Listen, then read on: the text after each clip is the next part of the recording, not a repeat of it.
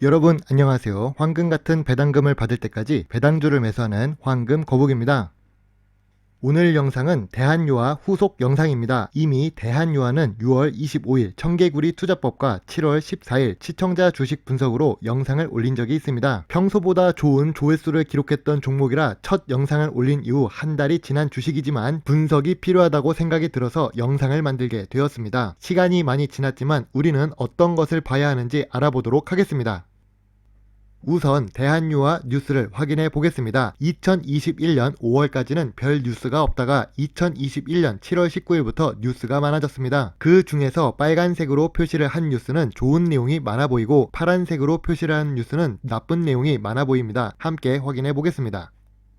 2021년 7월 19일 같은 날짜에 두 개의 뉴스가 올라옵니다. 경제 전문 신문인 머니투데이와 한국경제입니다. 신문은 두 개이지만 한 신문만 분석해도 괜찮습니다. 그 이유는 윤재성 하나금융투자연구원의 내용을 복사 붙여넣기 수준으로 같기 때문입니다. 노란색 박스에 있는 첫 번째 문장만 읽도록 하겠습니다. 대한유화 주가가 압도적인 저평가 상태라고 보고 있다. 하나금융투자 블라블라블라. 다시 큰 뉴스를 읽어보도록 하겠습니다. 윤재성 하나금융투자연구원은 압도적인 저평가 상태라고 평가했다. 이렇듯 동시에 뉴스를 올렸다고 볼 수 있습니다. 이런 좋은 내용을 올린 이유가 무엇일까요? 제목을 보면 알 수 있습니다. 저평가이며 반토막난 대한유화가 상승했다는 것을 알리고 싶다는 뜻입니다. 하지만 초록색 줄을 친 내용은 인정받을 수 있을 것이라고 가정문입니다. 아직 확정된 내용이 아니라 생각을 이야기하고 있습니다. 여기서 정말 중요한 내용은 딱 하나가 있는데 PBR이 0.7배로 과거 바닥권 수준이라는 사실만 확실한 수치가 있는 내용입니다.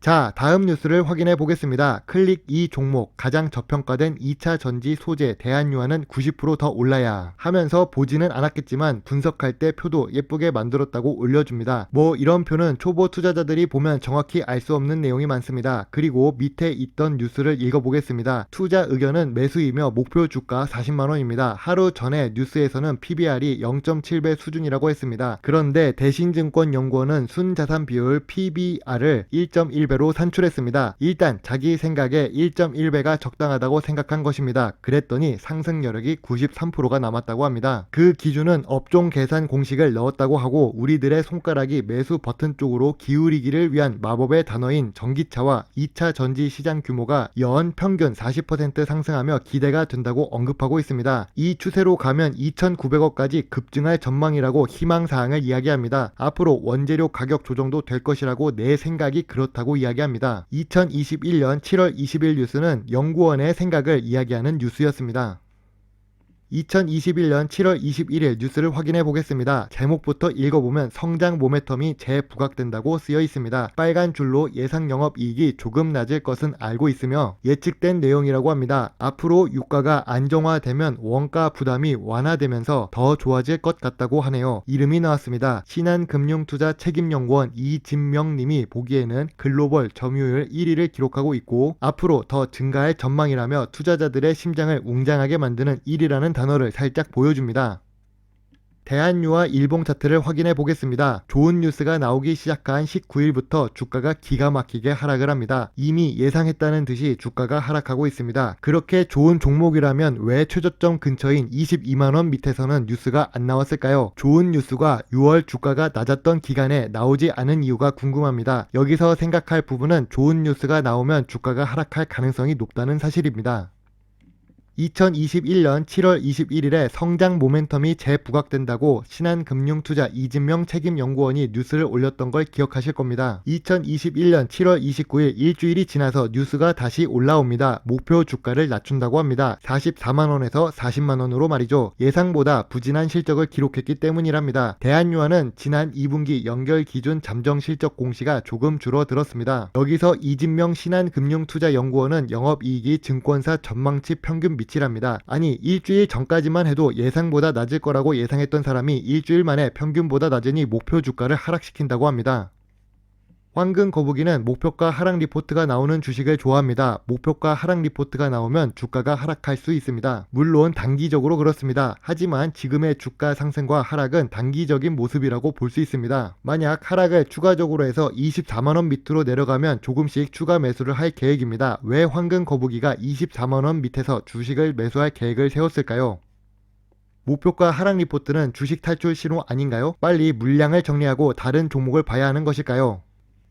이 PPT는 6월 25일에 영상을 올렸을 때 만든 내용을 그대로 가져와 봤습니다. 기관 투자자들이 주식을 매수하고 싶으면 목표가 하락 리포트를 내놓습니다. 기관 투자자들이 매도를 하고 싶으면 추천주, 특징주를 내놓는다고 생각합니다. 물론 이 생각은 황금 거북이의 개인적인 생각이지만 이 내용에 대해 공감하는 투자자들이 있을 것이라 생각됩니다.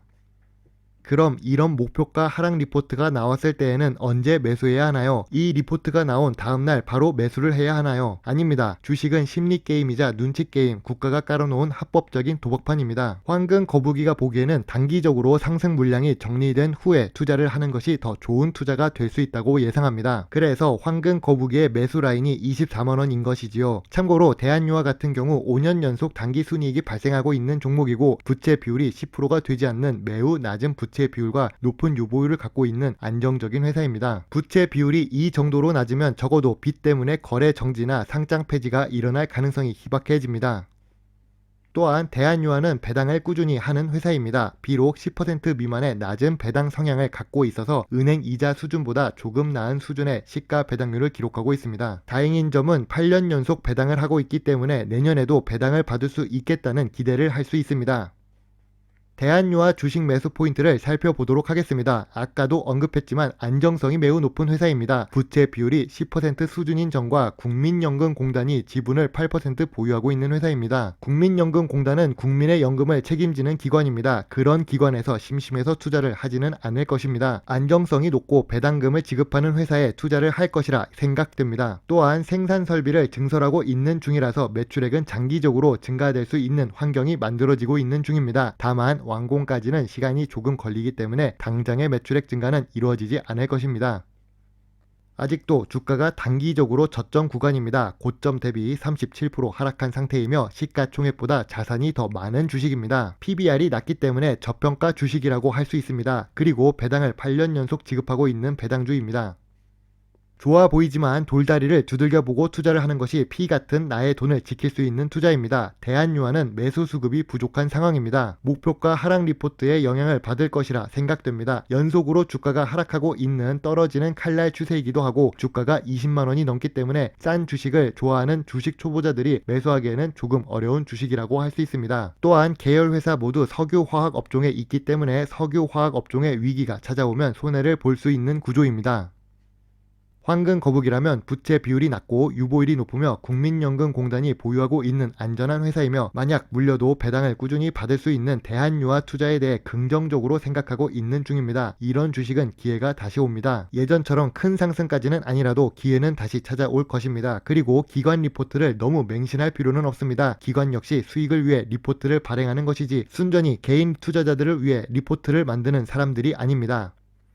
지금까지의 영상을 시청해 주셨다면 이 내용도 보실 수 있을 것입니다. 댓글 중에 질문이 들어왔습니다. 국민연금관리공단에서 보유하고 있는 건 어디에서 볼까요? 네이버를 기준으로 해서 말해보겠습니다. 네이버 금융에서 국내 증시에 들어가서 궁금한 종목을 검색한 후 종목 분석을 클릭합니다. 종목 분석에만 가도 간략하게 주요 주주가 어떤 사람들로 구성되어 있는지 확인할 수 있습니다. 또는 종목 분석 하위 메뉴인 지분 현황을 살펴보면 주요 주주를 확인할 수 있습니다. 대한유화 같은 경우 5% 이상 주주에 나와 있습니다. 최근 국민연금공단이 지분 1%를 시간 외로 매도를 한 대한유화입니다. 그래도 여전히 지분이 8% 이상 있기 때문에 대한유화 투자에 대해서는 긍정적으로 바라보고 있는 황금 거북이입니다. 오늘도 부족한 영상이지만 끝까지 시청해 주셔서 감사합니다. 구독도 함께 해주신다면 더 좋은 배당주 정보를 찾는데 많은 도움이 될 수 있습니다. 감사합니다. 황금 거북이입니다.